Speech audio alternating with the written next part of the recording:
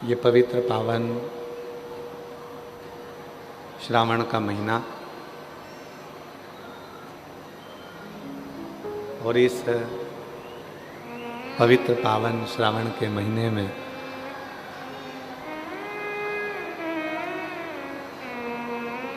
पवित्र पावन श्रावण के महीने में ये पवित्र शिव महापुराण की कथा श्रावण के पवित्र महीने में भगवान शिव की ये पवित्र पावन शिव महापुराण की कथा आप और हम सभी श्रवण करने के लिए यहाँ विराजमान हैं। ये शिव की ही उदारता है और छत्तीसगढ़ वालों का कोई पुण्य है जो भगवान शिव की कृपा से करुणा से भगवान देवाधिदेव महादेव की कृपा से करुणा से छत्तीसगढ़ की इस पवित्र पावन भूमि पर आज सावन के महीने की तीसरी सोमवारी है और उस तीसरी सोमवारी में नागपंचमी का संयोग है, सर्वार्थ सिद्धि का योग है और ये पवित्र शिव पुराण की कथा प्रारंभ है।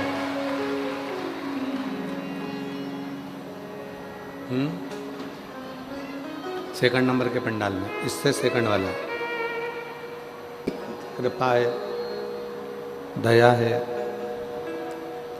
जो श्रावण की सोमवार के दिन नागपंचमी का संयोग और उसी नागपंचमी के संयोग में सर्वार्थ सिद्धि योग का एक आनंद आप और हम सभी को प्राप्त हो रहा है।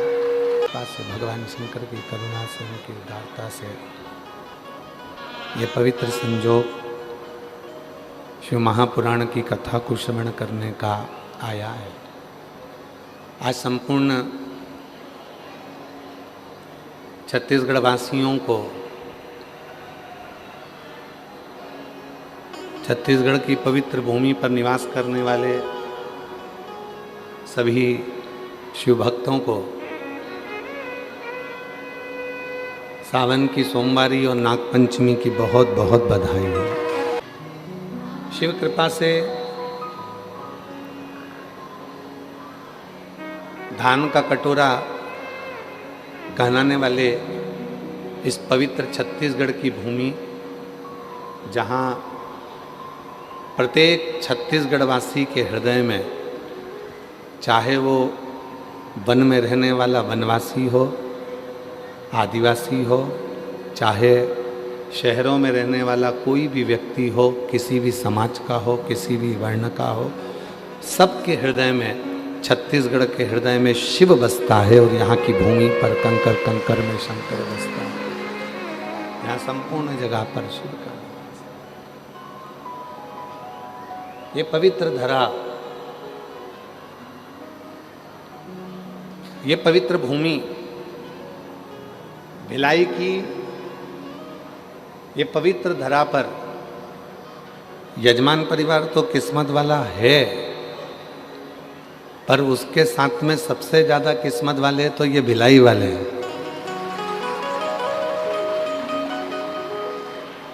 जिनको बाबा की ये पवित्र कथा तीसरी बार श्रवण करने का योग बन गया।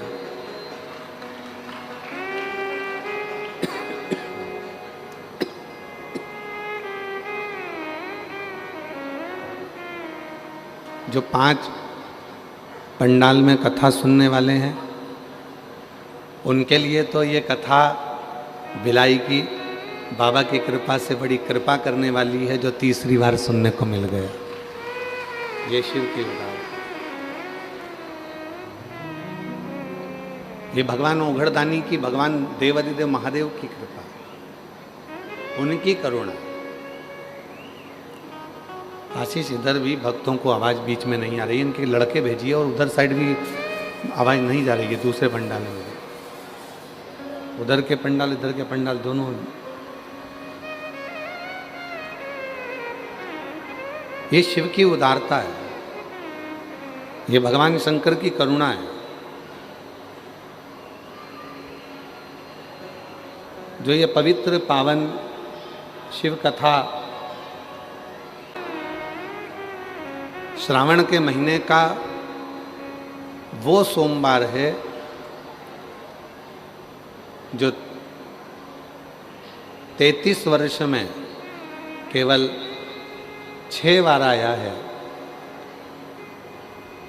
सोमवार के दिन नाग पंचमी का पढ़ना और सोमवार के दिन नाग पंचमी का आना और उसमें सर्वासिद्धि योग का बनना और उसमें पूरे छत्तीसगढ़ वासियों को ये पवित्र शिव पुराण की कथा श्रवण करने का योग। छत्तीसगढ़ की मेरी जीजी हो और मेरे जितने जीजा, जितनी बेटियां, जितने बेटा, जितने बुजुर्ग माँ बाप बैठे हैं वो भी ध्यान से सुने। कथा केवल हम अकेले नहीं बाँचेंगे, इसके जितने जितने बीच में भजन आएंगे, गुनगुनाया जाएगा, प्रार्थना करी जाएगी, स्तुति गाई जाएगी, उसको तुम्हारी आवाज़ तेज होना चाहिए, हमारी आवाज़ धीमी होना चाहिए। ठीक है, तुम्हारी आवाज़ यहाँ तक आना चाहिए। सारे पंडाल वाले 1 2 3 4 5 जितने बैठे हो पांचों पंडाल में सब शिव कथा कहती है।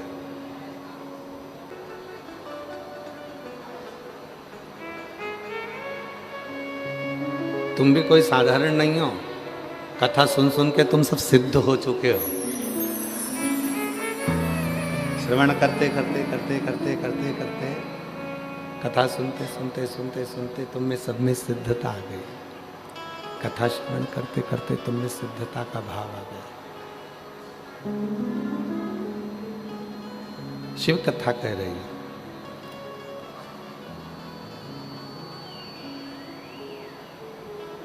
शिव विश्वास की एक मूर्ति है और जिस दिन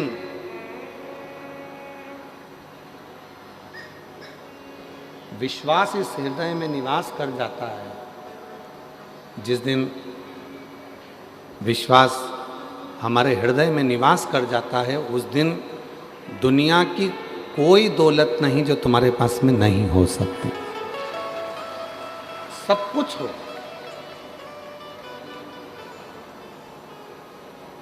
दुनिया की सारी दौलत, दुनिया की सारी पूंजी, दुनिया का सारा वैभव एक विश्वास पर जीता जा सकता है, एक भरोसे पर जीता जा सकता है। विश्वास किस पर करना है, भरोसा किस पर करना है, विश्वास किसके ऊपर करना है, ये शिव पुराण बताती है, ये रामचरितमानस बताती है, ये श्रीमद् भागवत कथा बताती है कि हमें विश्वास करना किस पर, हमें भरोसा करना किस पर, हमें दृढ़ता रखना किस पर। हम किस पे भरोसा कर लेते हैं, दुनिया के लोगों पर। हम किस पे भरोसा कर लेते हैं, संसार के लोगों पर। और शिवपुराण क्या कर रही है, सबसे पहला भरोसा, सबसे पहला विश्वास अपने आप पर करो, स्वयं पर।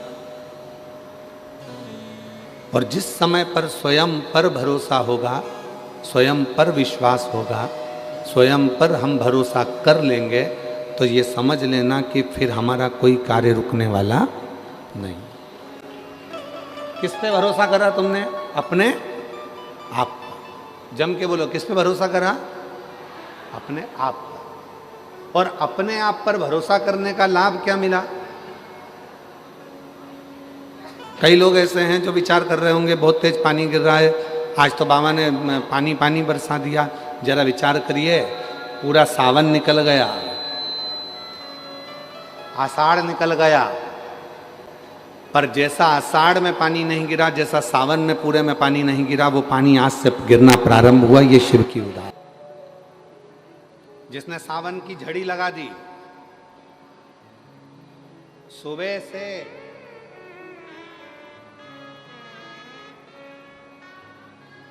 और ये तुम्हारा तप है। ये बोलबम समिति ने जो कल कलश यात्रा निकाली, हजारों लाखों कलश, हजारों हजारों कलश लेकर माताएं 2, 2.5, 3 किलोमीटर तक एक जैसी चले जा रही हैं। सिर पर कलश रखा हुआ है। बोल बम बोल बम बोल बम बोल बम बोलते बोलते बोलते बोलते सारे हजारों हजार माताएं एक साथ कलश यात्रा में चले जा रही हैं। तुम्हारे उस कलश को तुम शिव के लिए लेकर आई हो, इसलिए मेरे भोलेनाथ ने भी आज सब जगह पर जल वृष्टि करना प्रारंभ कर दी, जल बरसाना प्रारंभ कर दी। ये तुम्हारी पुण्याई है, ये किसी और की पुण्याई नहीं है, ये तुम्हारी खुद की पुण्याई।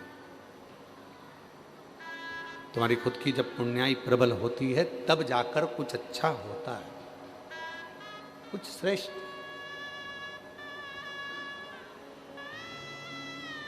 तो भरोसा किस पे करा?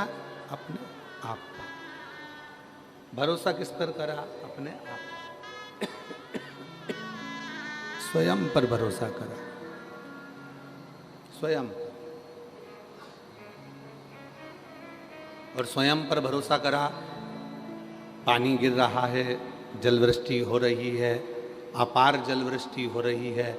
सुबह से लेके अभी दोपहर के जो समय हो रहा है तब तक पानी पानी पानी पानी सब दूर हो रहा है। जल वृष्टि ही जल वृष्टि। यह आपका विश्वास ही है, यह आपका भरोसा ही है, यह आपकी दृढ़ता ही है जो शिव के करीब में आपको लेकर आए। तुमरुका जी ने चंचुला देवी को शिव महापुराण की कथा सुनाने से पहले एक बात कही थी, और वो बात पूरे जितने लोग आस्था चैनल पर सुन रहे हैं, जितने फेसबुक यूट्यूब पर सुन रहे हैं, जितने सोशल मीडिया पे सुन रहे हैं, और जितने इस पवित्र कथा के पंडाल में बैठकर इन 5 पंडालों में, अब की बार दया सिंह जी आपने गजब के पंडाल लगवाए। पहले 1 लगा, 2 लगा, 3 लगा, 4 लगा, अब की बार पूरे 5 पंडाल खिंचवा दिए। ये 5 पंडाल ऐसे लग रहे हैं जैसे शिव जी के 5 मुख हैं, और उन 5 मुखों के सामने बैठकर लोग शिव महापुराण की कथा को श्रवण कर रहे हैं। शिव कथा कह रही है, भगवान ओघड़दानी का चरित्र कह रहा है। स्वयं पर विश्वास हो, और स्वयं पर यदि भरोसा होगा तो मंजिल आसान होगी। पहला भरोसा अपने आप पर करो,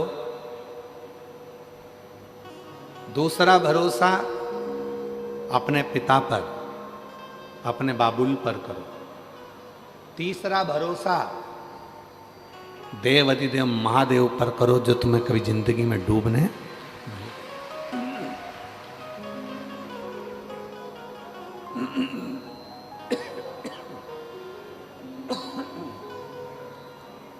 तीसरा भरोसा देवाधिदेव महादेव पर करो जो तुम्हें डूबने नहीं देगा। ये तीसरा भरोसा।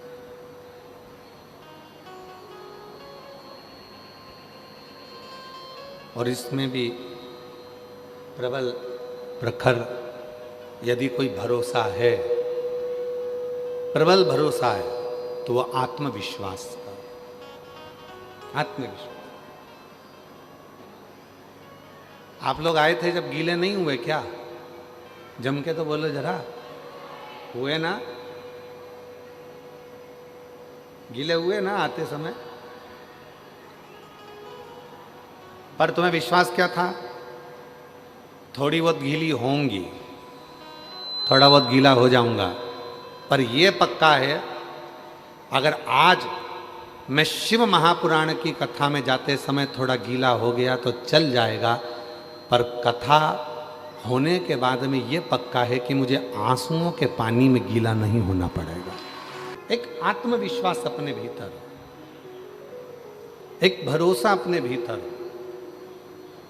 और जो आत्मविश्वास अपने भीतर होता है तो परमात्मा अपने करीब में होता है। गीले होकर आए, अपने साथ छाता लेकर आए। छाता लेकर क्यों चले? रेनकोट लेकर क्यों चले? पानी में गीले ना हो। अब जैसे छाता पानी में जरूरी है, उसी तरह शिव का नाम दुख के समय में जरूरी है, तकलीफ के समय में जरूरी है, कष्ट के समय में जरूरी है। आपको मिलेंगे जो आपसे कहेंगे कि मेरे पास आकर बैठना, मैं तुम्हारी जिंदगी के जीवन में कभी दुख नहीं आने दूंगा। नहीं भाई, ऐसा हो नहीं सकता। शिव महापुराण की कथा कहती है दुख और सुख ये दो पहलू हैं, ये तो हमारे जीवन में चलेंगे। जूता चप्पल की दुकान पर गए हो कभी तुम लोग? अरे बोलो तो जम के, ठीक है। एक जूता दे देता है क्या वो? छत्तीसगढ़ में भिलाई में जूता की दुकान पर जाओ और कह दो भैया हमको एक ही जूता चाहिए, हम दो जूते नहीं चाहिए, देगा क्या? वो कहेगा नहीं साहब, जूता तो जोड़ी से मिलेगा। 8 नंबर का जूता चाहिए तो 2 पहनने के लिए 2 पाँव में मिलेगा। और तुम क्यों नहीं साहब, हम कथा में गए थे, हमारे जयंती स्टेडियम में हमारा एक जूता चले गया है 8 नंबर का, यही डिजाइन का दूसरा दे दो, एक देगा? अरे बोलो तो नहीं देगा। क्या कहेगा? क्यों साहब, मेरी दुकान में क्या एक जूता मिलेगा? मिलेगा तो दोनों मिलेगा, हमको एक जूता नहीं, दोनों जूते। दुकान पर जाओ जूता की, तो जूता की दुकान पर जाओगे तो जोड़ी से जूता मिलता है। उसी तरह परमात्मा जब जन्म देता है तो सुख और दुख दोनों जोड़ी से देता है, हमारे जीवन को जीने के लिए वो जोड़ी से देता है। सुख भी देगा और दुख भी देगा। अब आपको सुख अगर मिल गया है, सुख की अनुभूति हो गई है कि मेरे गाड़ी भी है, बंगला भी है, जमीन भी है, जायदाद भी है, संपदा भी है, सब कुछ है, तो हो सकता है शरीर में थोड़ा कष्ट देगा, हो सकता है शरीर में कष्ट। ये दोनों जोड़ी से मिलते हैं। शंभु शंभु, दूसरे नंबर का पंडाल पीछे की आवाज। हो सकता है ये तुम सोचो कि मुझे केवल सुख ही मिलेगा, नहीं मिलेगा। दुख और सुख ये दोनों जोड़ी से प्राप्त हो। और जब आपने ये विचार कर लिया कि मेरे अंदर वो आत्मविश्वास है, मेरे अंदर वो विश्वास है कि मैं शिव का नाम लूंगी, एक लोटा जल चढ़ाऊंगी, और एक लोटा जल चढ़ाने के बाद मेरा जो दुख है वो धीरे धीरे धीरे धीरे पूरा समाप्त हो जाएगा। तो शिव कहते हैं जब विश्वास रखकर कोई मेरे मंदिर में आता है, शिवालय में आता है, एक लोटा जल समर्पित करता है, तो शिव कहते हैं उसके विश्वास के कारण उसका दुख समाप्त हो जाता है, उसकी तकलीफ समाप्त हो जाती है, उसका कष्ट समाप्त हो।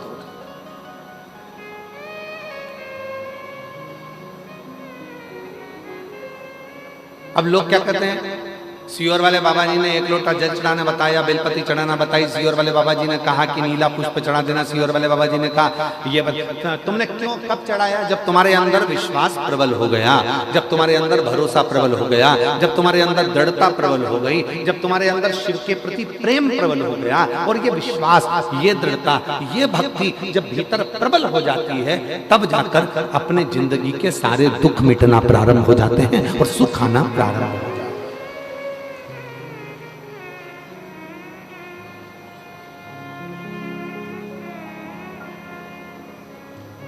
छत्तीसगढ़िया, जम के बोलो जरा, छत्तीसगढ़िया जय जोहार। तो ये जीवन का सुख हमारे भीतर कब आएगा? जब हमारे अंदर आत्मविश्वास और विश्वास प्रबल हो जाए, जब हमारा भरोसा प्रबल हो जाए। और भरोसे को प्रबल कब करा जाएगा? जब आपके अंदर शिव महापुराण की कथा भीतर समाहित होती चली जाएगी, अपने भीतर भगवान शंकर की कथा समाहित होती चली जाएगी, और तुम्हारे अंदर ये भाव आ जाएगा कि अब मैं पूर्ण तरह से पक चुका हूं और मुझे मालूम है कि सारी समस्या का हल एक लोटा जल। ये मुझे मालूम है कि सारी समस्या मेरी मिटेगी। अब तुम क्या सोच के बैठे हो, आज सोमवार के दिन नागपंचमी है और 33 वर्षों में केवल 6 बार सोमवार के दिन नागपंचमी पड़ी है। 33 वर्ष महाराज, सही आंकलन देखा जाए तो 1996 में पड़ी थी, 1999 में पड़ी थी, 2012 में पड़ी थी, 2019 में पड़ी थी, 2023 में पड़ी थी और सोमवार की नागपंचमी आज 2026 में 17 अगस्त को पड़ी है। ये शिव की उदाहरण। आप क्या सोच के बैठे हो कि इसका कोई फल नहीं मिलेगा? ये जितने बैठे हो कथा के पंडाल में, जितने आस्था चैनल पर कथा सुन रहे हैं, जितने फेसबुक यूट्यूब पर कथा सुन रहे हैं, जितने सोशल मीडिया पर कथा सुन रहे हैं और जितने इस कथा के पंडाल में बैठकर कथा श्रवण कर रहे हैं, विश्वास रखना, भरोसा रखना। आज ही का दिन था वो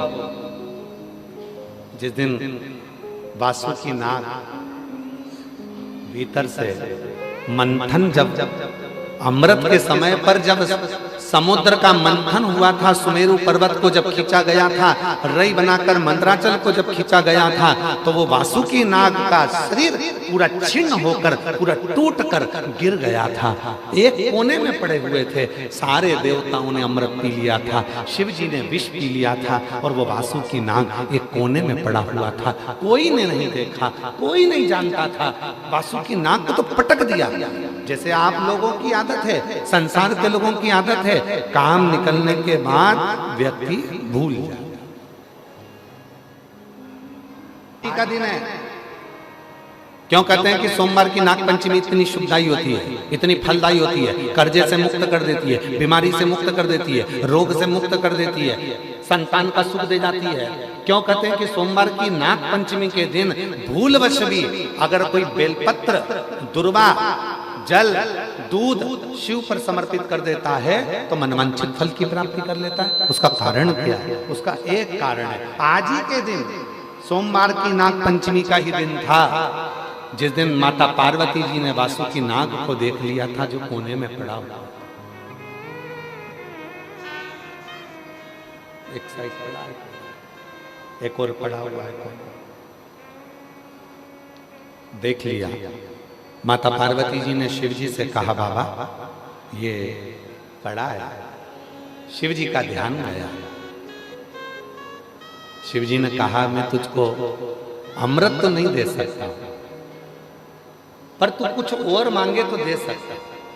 उसने कहा, कुछ मत दीजिए, बस थोड़ी सी कृपा कर दीजिए, अपने गले में अपना आभूषण बनाकर मुझे धारण कर दीजिए। मुझे अमृत की चाह नहीं। वो वासुकी, जैसे देवताओं ने अमृत पिया सब अमर हो गए, अगर वो वासुकी नाग भी अमृत पी लेता तो अमर हो जाता, पर उसने अमृत की चाह नहीं रखी, उसने शिव जी के पास रहने की चाह। शंकर भगवान ने वर दे दिया,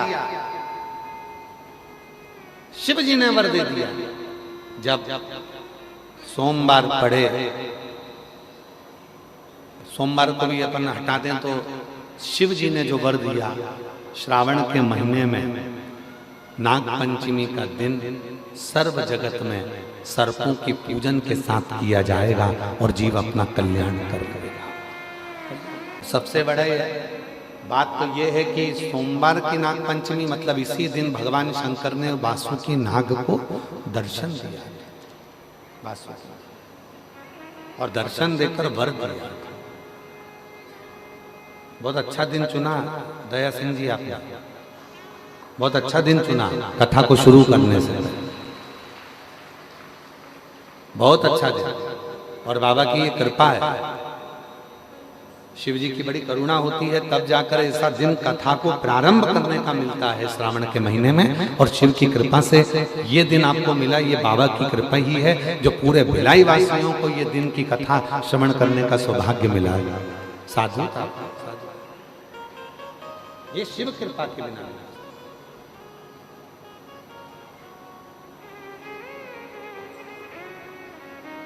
ये उदारता शिव की है, शंकर की।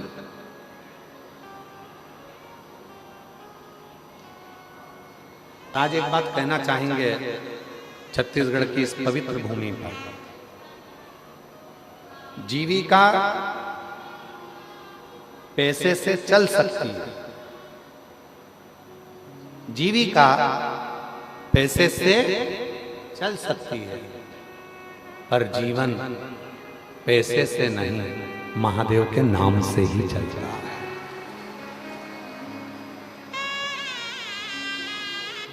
जीविका पैसे से चल सकती है, पर जीवन पैसे से नहीं चल सकता। गाड़ी आ सकती है पैसे से, बंगला बन सकता है पैसे से, जमीन खरीद सकते हो पैसे से,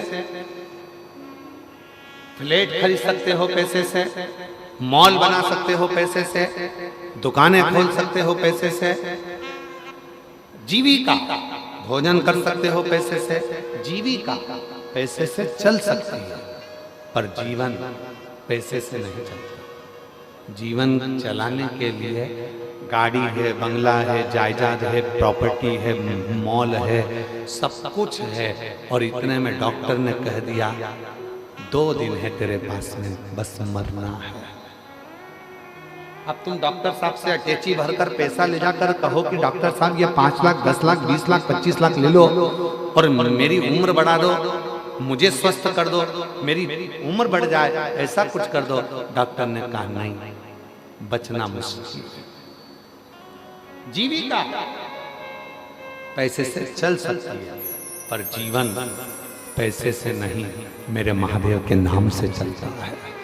गाड़ी धन से आ सकती है, संपदा धन से मिल सकती है, प्रॉपर्टी धन से मिल सकती है, शिक्षा धन से मिल सकती है, सब कुछ धन से मिल सकता है, पर जीवन तो भगवान के नाम से ही मिलता। और उसका एक प्रमाण, यहाँ एक पत्र आया, पहला पत्र बेलाई खता का। अब जीविका धन से चल सकती है, आप गाड़ी खरीद लोगे, बंगला खरीद लोगे, जमीन खरीद लोगे, जायदाद खरीद लोगे, संपदा खरीद लोगे, खूब अच्छा कॉलेज ले लोगे, स्कूल ले लोगे, सब कुछ ले लोगे, सब कुछ।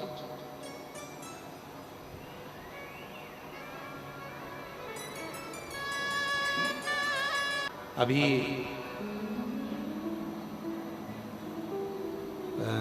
गुरु पूर्णिमा के समय की घटना है, एक बात है।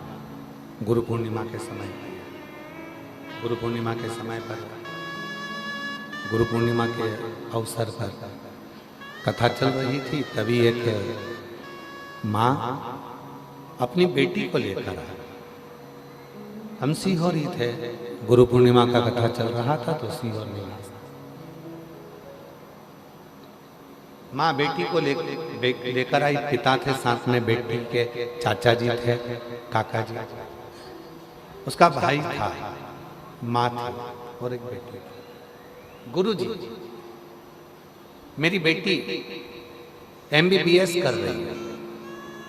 हमने कहा बधाई आपको, एक ही बार में नीट क्लियर करा है।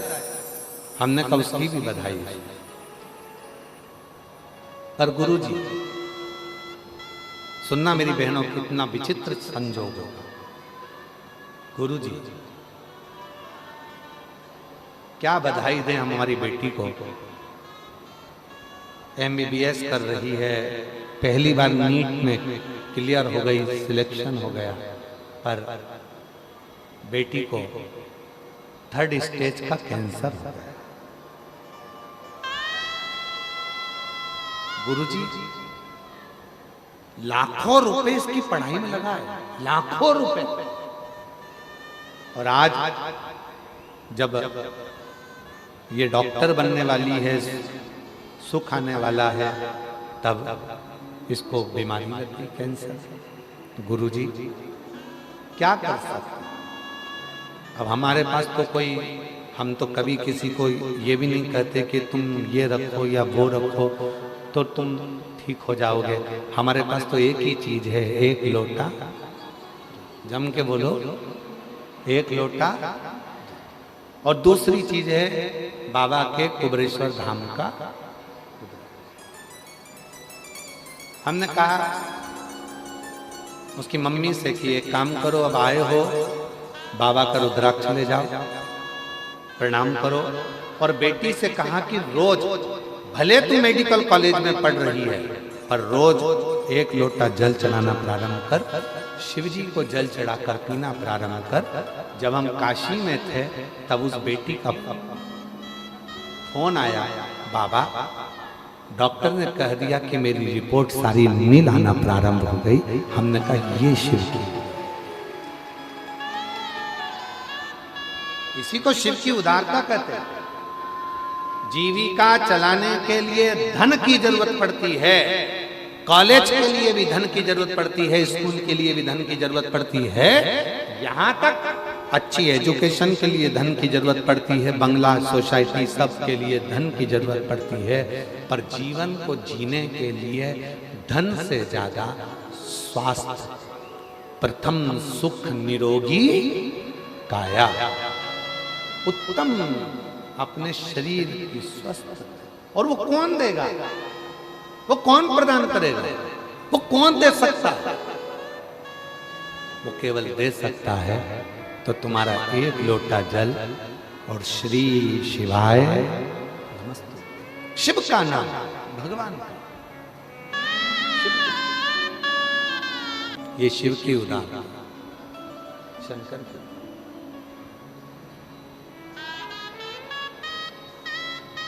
ऐसे दयालु नाथ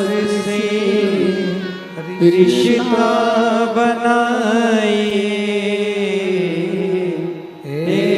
अपने मन का भाव शिव को कहना चाहिए। जब अपने मन का भाव हम देवाधिदेव महादेव से कहते हैं, वो सुनता है। सबके लिए जीविका चलाने के लिए धन वैभव संपदा सबकी जरूरत पड़ सकती है। जीविका के लिए आपको धन चाहिए, पर जीवन जीने के लिए धन नहीं, शिव का नाम चाहिए। जीवन जीने के लिए भगवान देवाधिदेव का नाम चाहिए, जीवन जीने के लिए परमात्मा का नाम चाहिए। वो बहुत जरूरी है, बहुत जरूरी।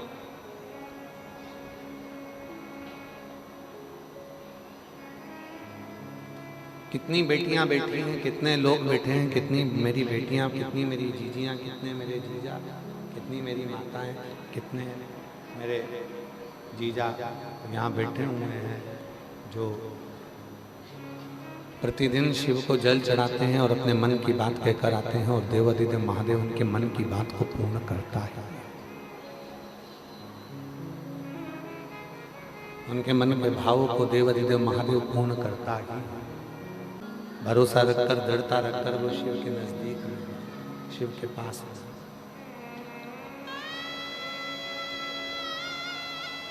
तैतीस कोटि देवता में, 33 कोटि देवता में केवल देवाधिदेव महादेव ऐसे हैं जो तुम्हारे अवगुण को नहीं देखते, वो तुम्हारे अवगुण नहीं देखते। 33 कोटि देवता तुम्हारे अवगुण नहीं देखेंगे। 33 कोटि देवता में केवल एक महादेव ऐसे हैं जो तुम्हारे अवगुण को नहीं देखते, वो केवल तुम्हारे गुण देखते, केवल गुण।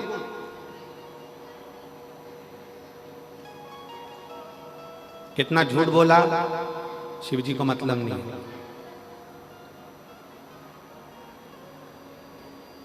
कितना पाप करा शिव जी को मतलब नहीं, तुमने अपनी जिंदगी में क्या करा शिव जी को मतलब नहीं। देखो, शिव महापुराण की कथा में आता है देवराज नाम के ब्राह्मण का चरित्र। क्या था? चोर। क्या करा? चोरी। चोरी कर धन लेकर शिव के मंदिर में चला गया, शिवालय में गया, चोरी का धन लेकर जब शंकर जी के मंदिर में गया और शिव के मंदिर में चोरी के धन को लेकर गया, और उसके शरीर में ताप पड़ रहा था, उसके शरीर में कष्ट था, उसके शरीर में बुखार आ रहा था, ताप पड़ रहा था। कष्ट था शरीर के अंदर, बुखार आ रहा था।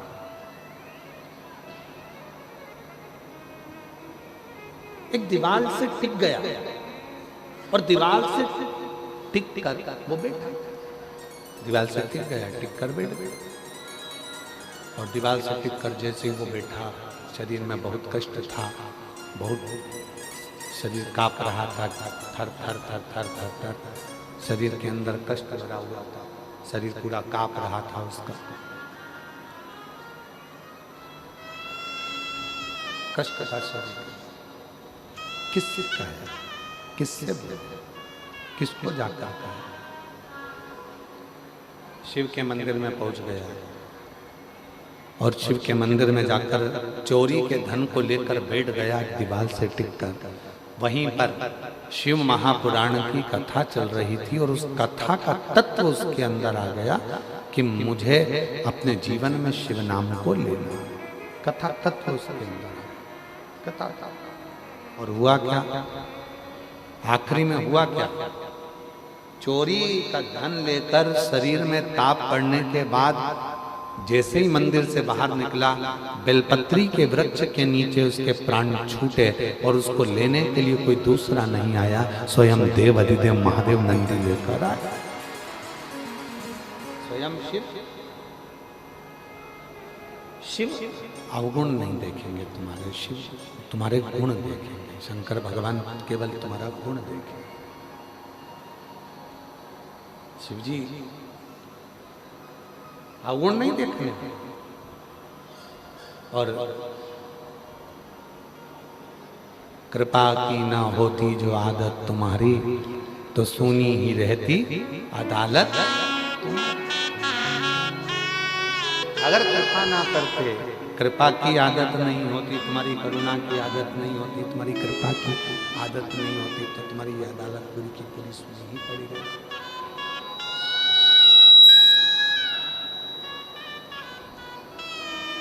विचार करना जरा। पहली कथा बोलबम समिति ने जब भिलाई में कराई, 2 पंडाल लगे थे।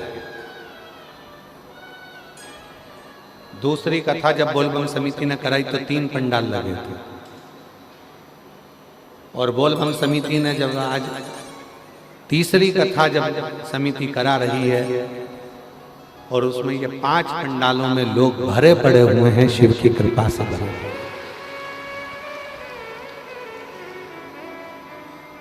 जितने पहले पंडाल में हैं उतने दूसरे पंडाल में हैं, उतने तीसरे पंडाल में हैं, उतने चौथे पंडाल में हैं और उधर 5वें पंडाल में हैं। अगर मेरा बाबा तुमको नहीं देता तो इतने बरसते हुए पानी में और कीचड़ में कोई यहां आकर नहीं बैठता। उसने दिया तो तुम यहाँ, उसने प्रदान किया तो तुम यहाँ, उसने दिया तो लोग यहाँ, तो देता नहीं तो आते नहीं, तो देता नहीं तो कौन यहाँ, उसने दिया तो लोग यहाँ आए, वरना कौन आता। ये उसी की उदारता है, उसी की कृपा है, उसी की करुणा है, उसी की दया, ये उसी की कृपा, उसी की करुणा, उसी की दया, उसी की उदारता। बिना उसकी कृपा के कौन। मेरा भोले बाबा उन्हीं को बुलाता है जिनकी। और याद रखना, जितने भिलाई के जयंती स्टेडियम में बोलबम सेवा समिति के द्वारा ये पवित्र शिव महापुराण की कथा जो श्रवण कर रहे हैं, श्रवण कर रहे हैं जो शिव की कथा,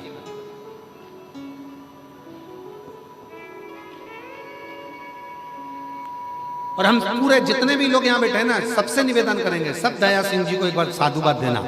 उनके अथक प्रयास से और बोलबम सेवा समिति के अथक प्रयास से ये कथा हो जाती है। ये बोलबम सेवा समिति और दया सिंह जी, हम साधु था, ये इतने व्यवस्थाएं करना, और यहाँ की छत्तीसगढ़ प्रशासन को भी हम धन्यवाद देते हैं।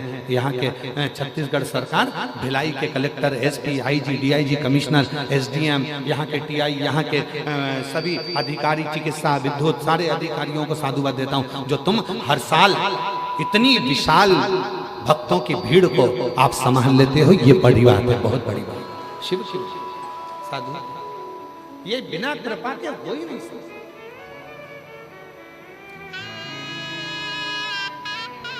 यहाँ के एसपी हो, एसएसपी हो, यहाँ के आईजी हो, सब मिलकर व्यवस्था से, कोई एक नहीं।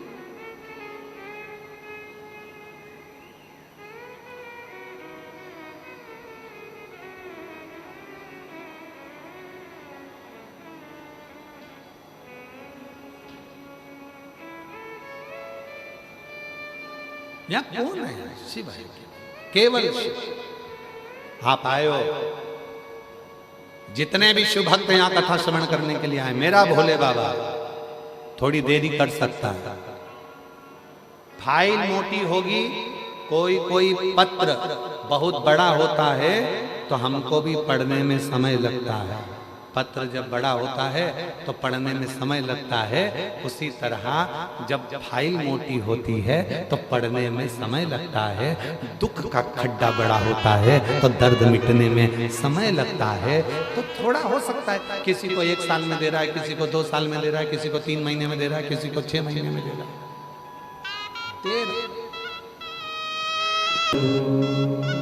अपने भीतर के दर्द को हम किससे कहें? अपने भीतर के दुख को हम किससे कहें? अपने भीतर के कष्ट को हम किससे कहें? किससे? कौन को जाता है? किससे प्रार्थना, किससे मिलेगा? करे तो केवल उससे।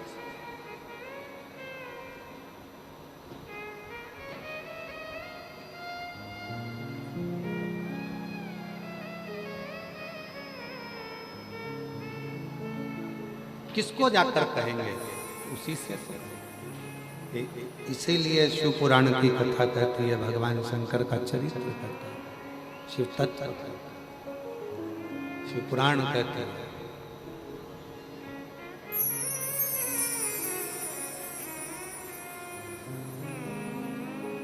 जब जीवन में उलझन हो, जब जीवन में कष्ट हो, जब जीवन तकलीफ में चल रहा हो, तब शिव को भजो, शिव का स्मरण करो, शिव का।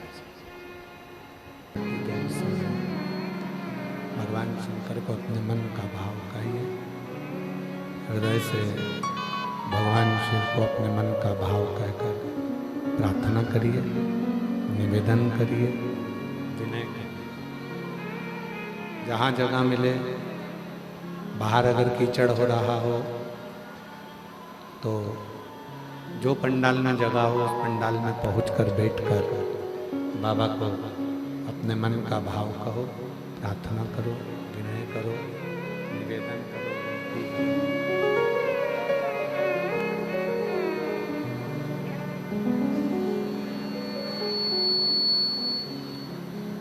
हृदय से अपने बाबा को अपने मन की बात कहिए, प्रार्थना करिए, विनय करिए, निवेदन करिए। साथ में बोलिएगा, प्रार्थना करिएगा, निवेदन करिएगा, विनय करिएगा।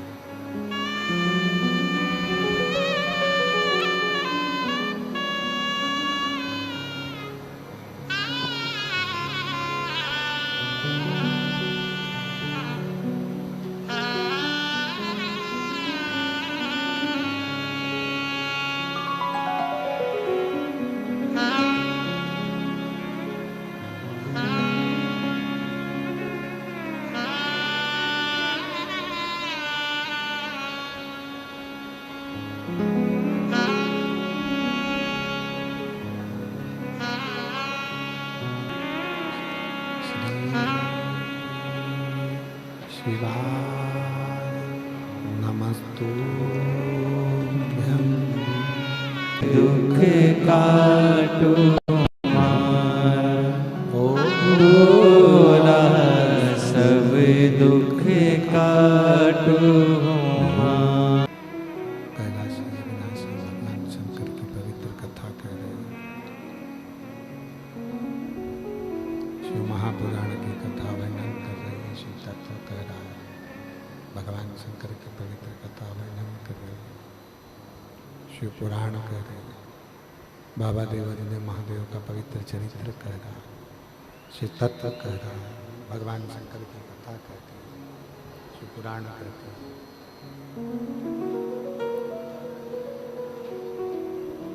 देवराज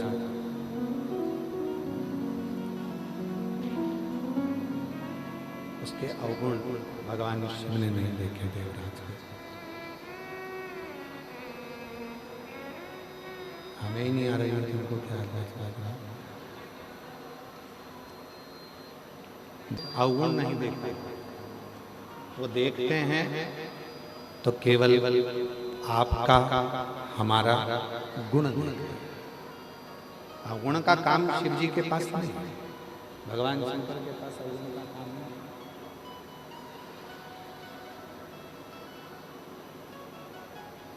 दुनिया क्या करती है, आपके जितने रिश्तेदार होंगे, जितने कुटुंबी होंगे, जितने रिश्तेदार होंगे, जितने नातेदार होंगे, वो सब आपके अवगुणों को देखें। जो अपने भी होंगे वो भी अवगुण ही देखें।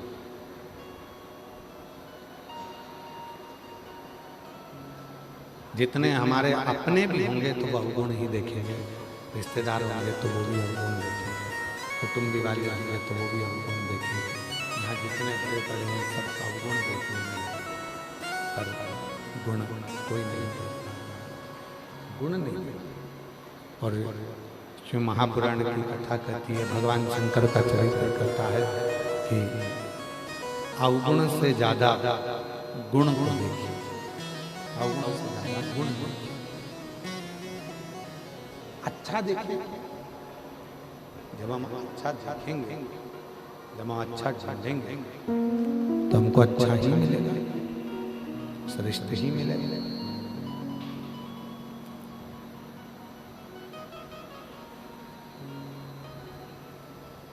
एक बार भगवान देवादिदेव महादेव, बड़ा सुंदर चरित्र स्मरण करिएगा जरा सुनिए।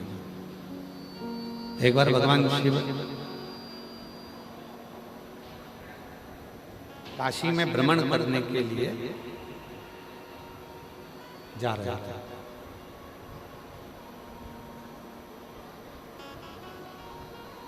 और भ्रमण करते करते भ्रमण और घूमने घूमते कुछ देर के बाद भगवान काशी से सीधे कैलाश पर, और कैलाश पर जाकर भगवान देवादिदेव महादेव विराजमान। भगवान शंकर जब कैलाश पर जाकर विराजमान हुए तो उन्होंने नंदी को बुलाया और नंदी से कहा कि नंदी, तुम एक काम करो, तुम काशी जाओ। तो क्या प्रभु, अभी तो मैं काशी घूमकर आया हूं आपके साथ में, अभी देवादिदेव महादेव आप मेरे साथ में काशी गए थे, माँ जगत जननी जगदम्बा भी बैठी थी मेरे ऊपर, और मैं काशी का भ्रमण कर कर आया हूं, अभी तो हम काशी घूमकर आए। अब फिर आप हमें काशी बुला भेज रहे, क्यों, किस लिए? तुम अब की बार काशी जाओ तो काशी में जाना, और जितने शिव भक्त हैं ना, हम देख कर आए हैं, पूरे संसार के लोगों को भी हमने देख लिया, काशी के लोगों को भी हमने देख लिया, अवंतिकापुरी के लोगों को भी हमने देख लिया, हमने श्री सेलम के लोगों को भी देख लिया। संपूर्ण ब्रह्मांड में हमने जाकर देखा है कि वहां मनुष्य रह रहा है, पर उसकी मुक्ति का केंद्र बिंदु नहीं बनता। उसकी मुक्ति का केंद्र बिंदु कैसे बने? जाओ संपूर्ण क्षेत्रवासियों को, चाहे काशी हो, अवंतिकापुरी हो, चाहे छत्तीसगढ़ हो, मध्य प्रदेश हो, पंजाब हो, हरियाणा हो, चाहे तुम्हारे भिलाई वाले हो, चाहे पूरी दुनिया वाले हो, सबको जाकर एक सूचना दो, सबको जाकर सूचना दो। तो कहा प्रभु जी क्या सूचना देना? भगवान शंकर बोले, संसार के लोगों से कह दो 2 बार नहाओ और 1 बार खाओ।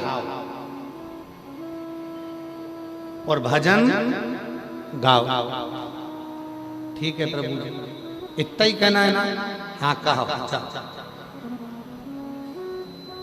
सुबेरे भी स्नान करो, संध्या करो, शाम को भी स्नान करो, संध्या करो। भोजन जम के बोलो एक। क्यों? ज्यादा करोगे भजन में मन नहीं लगेगा, विचलित रहोगे। ठीक है प्रभु। 2 बार नहाओ, जम के बोलो, 1 बार खाओ। नंदी गए और नंदी ने जाकर संपूर्ण संसार वासियों से कह दिया, भिलाई भी आए, यहां भी आके के कर रहे, पर चले थे तब याद था कि 2 बार नहाओ, 1 बार खाओ। जैसे ही भिलाई आए, छत्तीसगढ़ आए, नीचे आए, सारे प्रदेशों का दर्शन करा, भूल गए और आते से उन्होंने कह दिया कि एक काम करो, 2 बार खाओ, 1 बार। और आज का व्यक्ति कैसा हो गया? उन्होंने नंदी की बात को सुन लिया, इसलिए आज का व्यक्ति 1 बार नहाता है सुबेरे और 2 बार खाता है सुबह भी, और रात को सोते सोते भी खा के फिर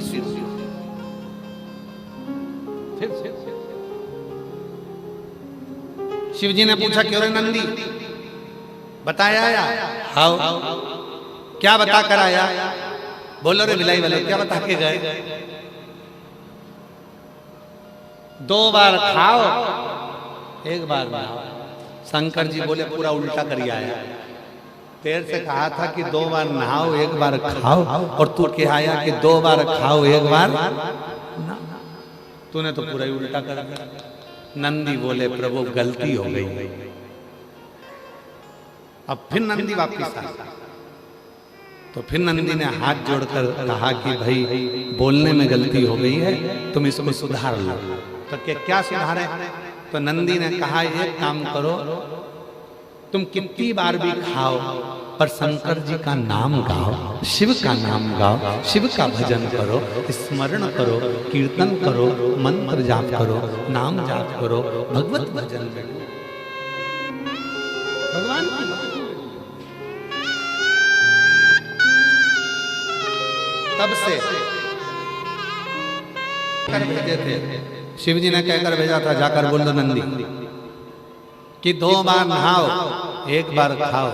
पर नंदी आए, भूल गए और उन्होंने कहना चालू कर दिया कि 2 बार खाओ, 1 बार नहाओ। नंदी को फिर भेजा। अब की बार नंदी ने हाथ जोड़कर कहा, सबसे निवेदन है, तुम जितनी बार खाओ पर इतना जरूर याद रखना कि हर भोजन के बाद भजन और भोजन के पहले भजन जरूर स्मरण।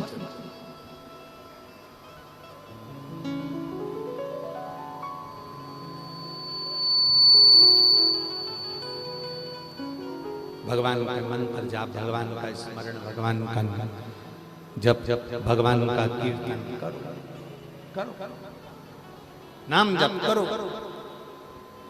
और उस स्मरण का जो फल है,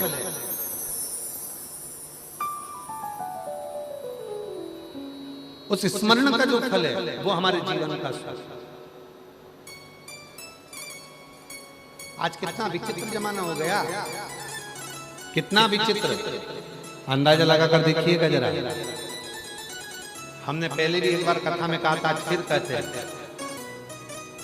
दुनिया के सारे बच्चों को पढ़ने के लिए कोचिंग भेजा जाता है, दुनिया के सारे बच्चों को लैपटॉप सीखने के लिए भेजा जाता है, दुनिया के सारे बच्चों के लिए कंप्यूटर सीखने के लिए भेजा जाता है, दुनिया के सारे बच्चों को कोई ना कोई को सिलाई भी सिखाया जाता है, किसी को कढ़ाई भी सिखाया जाता है, उसको सिखाया नहीं है, उसको किसी ने बताया नहीं है, फिर भी वो अच्छे से मोबाइल चलाना जानता है, अच्छे से वो मोबाइल चला लेता है, उसको मालूम है अच्छे से वो मोबाइल चलाना जानता है।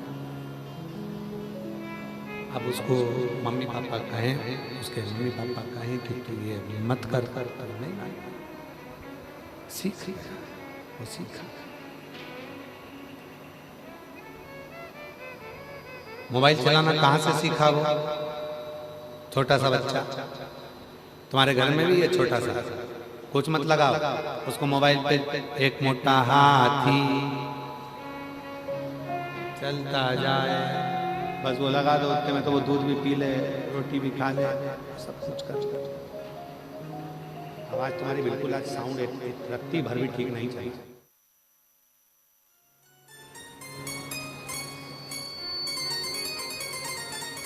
शिव कथा कर रही है, भगवान शंकर का चरित्र कर रहा है, शिव महापुराण की कथा कर रहा है। उसको किसने सिखाया? मोबाइल चलाना किसने बताया? कोई उसको मोबाइल चलाना सिखाया नहीं है, कोई उसने मोबाइल चलाना सीखा नहीं। पर माँ, जब डॉक्टर ने कह दिया कि बेड रेस्ट रहना, तो माँ दिन भर रात भर पलंग पर जब रहती थी, धीरे से मोबाइल निकालकर धीरे धीरे देखा करती थी। तो बच्चा जो गर्भ में था उसने सारे फंक्शन देख लिए। मम्मी भी कहती है मैंने इसमें लॉक लगा कर रखा था, ये खुलता कैसे है? इसको किसने बताया लॉक खोलना? क्योंकि उसने अंदर से देख लिया था, यही नंबर दबाऊंगा तो लॉक खुल जाएगा। उसने देख लिया।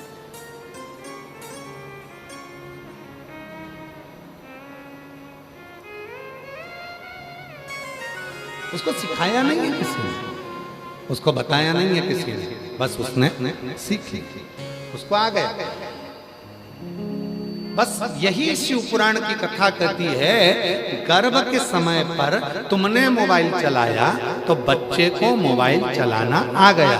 अगर उसी गर्भ के समय पर तुम गीता जी पढ़ते, उसी गर्भ के समय पर तुम रामायण पढ़ते, उसी गर्भ के समय पर शिव महापुराण की कथा श्रवण करते, उसी गर्भ के समय पर तुम भगवान का भजन करते, तो ये निश्चित है हमारा बच्चा किसी भी स्कूल में पढ़ लेता, पर अपने सनातन धर्म को छोड़कर दूसरे धर्म में नहीं जाता। बोल बम का नारा है सारी समस्या का हल, श्री शिवाय। हमारा वो बच्चा गलत मार्ग पर नहीं जाए। अगर अच्छे कर्म हैं, सत्कर्म है, श्रेष्ठ कर्म है, तो वो मार्ग भी निश्चित है, वो मार्ग भी निश्चित है। हमें सिखाना, कई लोग कहते हैं गुरुजी, हम हमारे बच्चों से कहते हैं कि मंदिर जाया करो, मंदिर में जाकर लोटा भर के जल चढ़ाया करो। बच्चे नहीं जाते हैं, बच्चे नहीं पहुंचते हैं, बच्चे जाते ही नहीं हैं, पहुंचते ही नहीं हैं। हम क्या करें? उसमें गलती अपनी है। जब बच्चा गर्भ में था तब हमारा ध्यान बच्चों पर नहीं गया। हमने तो सोचा डॉक्टर ने कहा है बेड रेस्ट का, तुम बेड रेस्ट करा।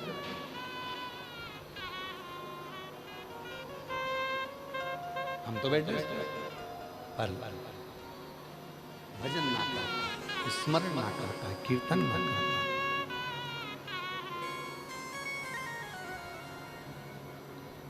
भिलाई में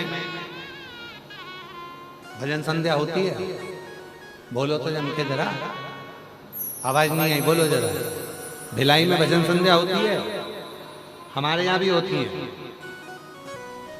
दिल्ली में भी होती है, हरियाणा में भी होती है, पंजाब में भी होती है, छत्तीसगढ़ में भी होती है, राजस्थान में भी होती है, महाराष्ट्र में भी होती है, सब जगह पर भजन संध्या होती है।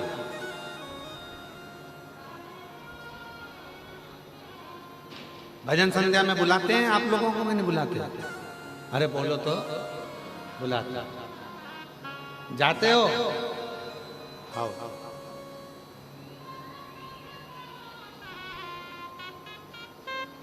होते हैं, जितनी कथाएं होती हैं, जितने मंत्र जाप होते हैं, जितने यज्ञ होते हैं, जितने अनुष्ठान होते हैं, ये क्यों? किस लिए होते हैं? किस लिए?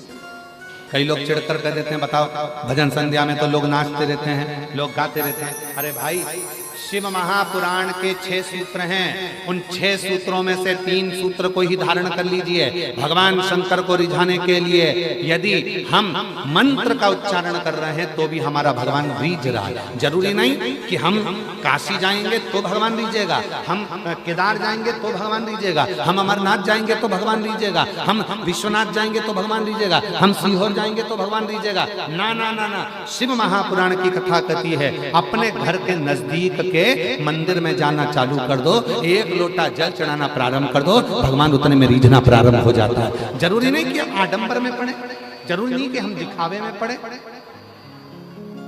अपने घर के पास के मंदिर में जाना चालू कर दो, भगवान रीझ जाए।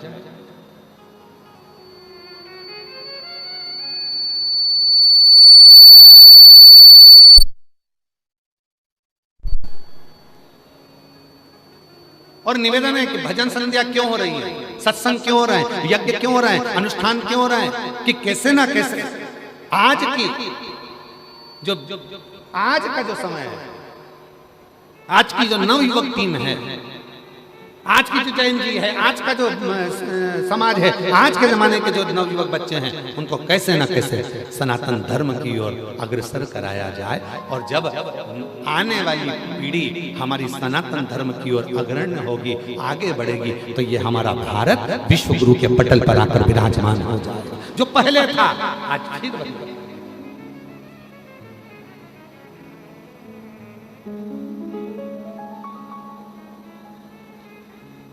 हम विश्वास से डिग जाते हैं, परमात्मा के पास नहीं जा पाते।